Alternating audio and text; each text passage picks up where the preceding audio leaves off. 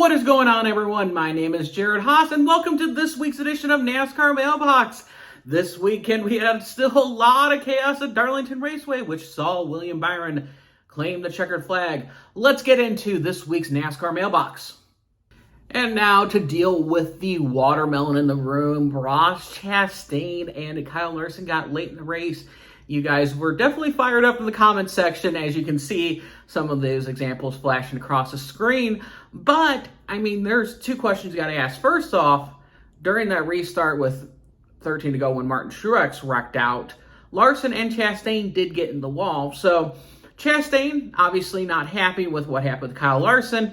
Doesn't mean he needed a barrel person in there into the next corner for the next restart. But the big question I think it needs to be asked, is it better for Ross Chastain to be infamous or not famous at all? Basically, if infamous is being famous for all the bad reasons. I won't get into more examples of that, but more with Ross Chastain, what he's been doing the past couple weeks has kind of rubbed a lot of people the wrong way. And the comparisons of seeing Dale Earnhardt, of how Robin's racing, he's made a lot of enemies in the past, but recognized himself with, his career, 7 championships. I do agree with, Mark Martin in the sense that that's, the warranted comparisons of Ross Chastain being Dale Earnhardt. Not really the case. Results will come if he executes too. And the weird thing about Ross Chastain, even though he wrecked out and he finished 29th in the championship standings, he's still the points leader, only lost 4 points.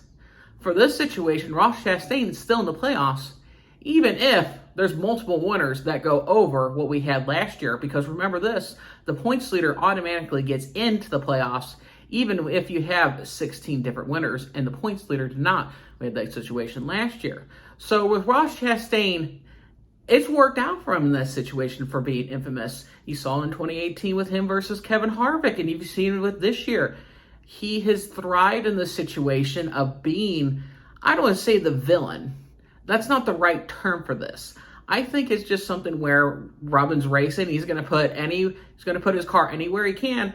Justin Marks has been a big advocate for it, but obviously rubbed Hendrick Motorsports the wrong way, and Justin Marks had a talk with him. We'll see how this affects Ross Chastain, if he's still going to be this same type of racer, or if he's going to be something completely different. Now, this is something where, with Ross Chastain, this has become his identity. It's not that Ross Chastain has the pedigree of like Chase Elliott, being already a fan favorite because Bill Elliott's his father, Bill Elliott built a career, Chase is his son, he's been at the track quite a bit too. Ross is trying to build himself, and for being infamous, for not a lot of people being infamous, I think the last driver I could recall that was that type of driver was Kyle Busch. Basically back in 2008, and fans have warmed up to him too. So I think results need to be proven, even comparing him to Dale Earnhardt, because it is a stretch, but he is definitely racing hard. He's not going to give you a free pass. Kind of like Ryan Newman, but a little bit more going to use your car up. So Ross Chastain, I think it's beneficial for being infamous. I don't think he, has this rise in not being famous with how he races. So we'll see how it affects going forward with what Justin Marks had talked to him.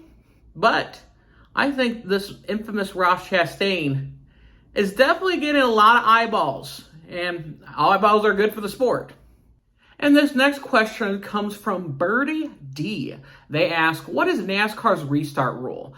During one of the restarts, Larson was the leader, and Ross Chastain jumped the restart and not only crossed the start-finish line in first, but actually hit the throttle before Larson, control car, did. Is this not worthy of a mid-race penalty?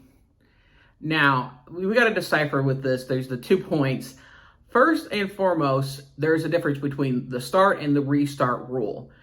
During restarts, second-place driver can beat the control car to the line. At the start, you cannot. So Ross Chastain can beat Kyle Larson in that case during that restart, coming to 13 to go.